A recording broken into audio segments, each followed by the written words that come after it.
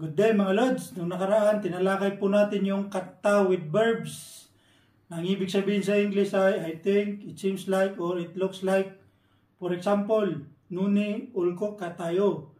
I think it will snow. Okay? Ngayon naman po, ang tatalakayin natin ay kijoni. Ang ibig sabihin nito sa English ay before. Ito ay gamit with verbs, used with verbs mga Lodi. For example, hakyu kagi jone, before going to school. Ang verb natin dito ay kada, to go. Tinanggalan po natin yung da, kinuha natin yung verb stem, naka, tapos tinugtong natin yung ki jone. Kaya nagiging hakyu kagi jone. Yan po mga Lodi, before going to school. Another example, kungbu hagi jone, before studying. Okay? Ang verb stem natin dito ay kungbuha, kungbuhada, means to study. Tinanggal natin yung da, naiwan na lang yung verb stem. Tapos tinugtong natin yung kijone. Okay? Kaya nagiging kungbuhagi jone mga Lodi, before studying. Ngayon, pwede po siyang gamitin sa nouns mga Lods. Ganito na po yung conjugation niya. Noun plus jone. Itong kijone, sa verb lang po ito ginagamit mga Lodi, kijone. Ngayon, pag sa nouns ginagamit, ito na lang siya maiiwan, jone.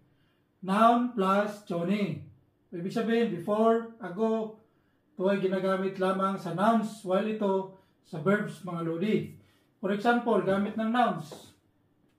Si jone, before 3 o'clock. Okay? Dinikit lang natin sa dyan. Another example, ilyuil chone, before Sunday. Okay? Ayan, dumagano po tayo sa example sentences, mga Lodi. Gamit ang kijone. Ito ay verbs. Okay, sa verbs lang ginagamit. Number 1, 한국에 가기 전에 한국어를 공부했어요. I studied Korean before going there. In Korean, 한국에 가기 전에 한국어를 공부했어요. 한국에 가기 전에 한국어를 공부했어요.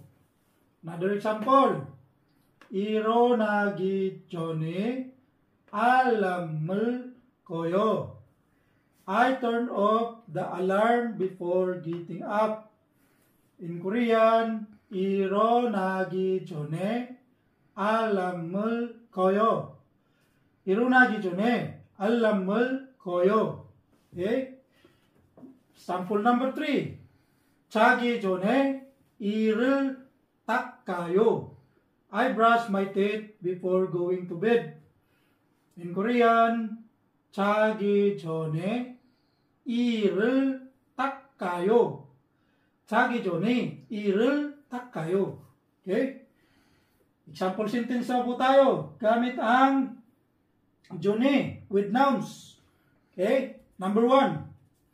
시험 전에 긴장돼요.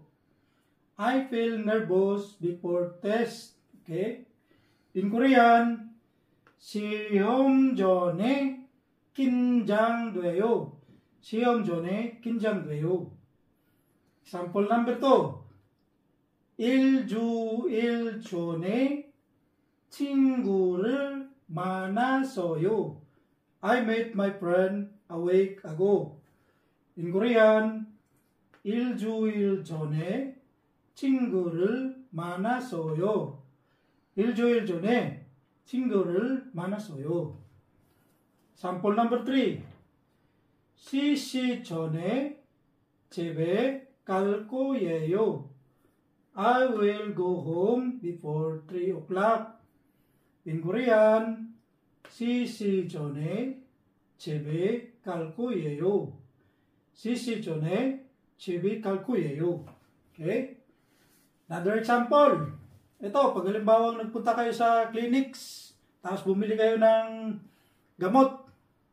Ito yung sasabihin ng pharmacist, isa sa sinasabi ng pharmacist to, mga Lodi.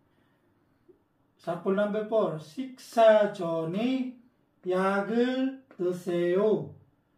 please take medicine before meal. 식사 전에 약을 드세요. 식사 전에 약을 드세요. Yan lang po mga Loding. Maraming salamat po sa inyong panonood, pag-like at pag-share ng aking mga videos.